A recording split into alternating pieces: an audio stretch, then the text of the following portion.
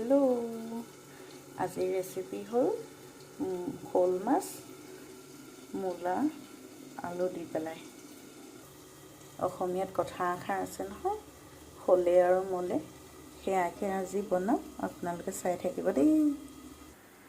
মই সদায় লোহাৰ কেৰাহী ব্যৱহাৰ কৰোঁ। লোহাৰ কেৰাহী হ'লে মানে বহুত কম তেলত বনাব পাৰি বস্তু। এতিয়া মাছখিনি ফ্ৰাই কৰি লওঁ এইখিনি তেলত।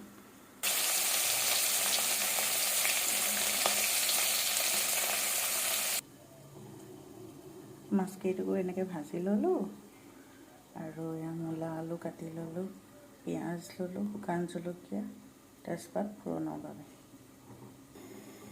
এতিয়া থাকি যোৱা তেলখিনিতে মই শুকান জলকীয়া 2 টুকুৰা দি দিম, লগতে তেজপাতো।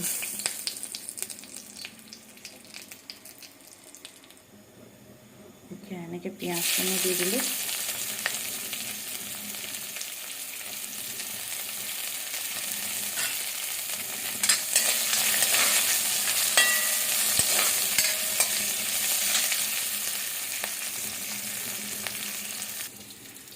তাৰপিছতে এতিয়া দিম নহৰু আদা খুন্দাখিনি।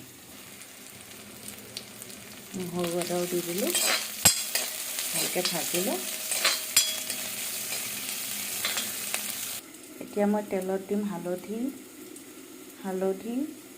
জিৰা গুড়ি আৰু ধনিয়া গুড়ি। ইয়াতে এইখিনি মূলা আৰু আলু দি দিছোঁ।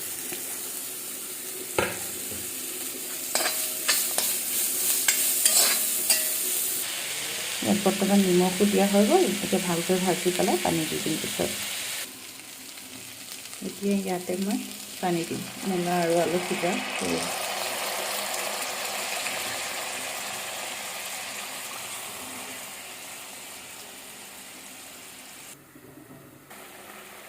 এয়া দেখিছেনে, মূলা আৰু আলু তৰকাৰীটো খুব সুন্দৰকৈ উতলি আছে।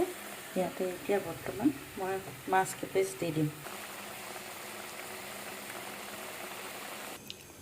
ৰেডি হৈ গ'ল মোৰ শ'ল মাছ আৰু মূলাৰ তৰকাৰী।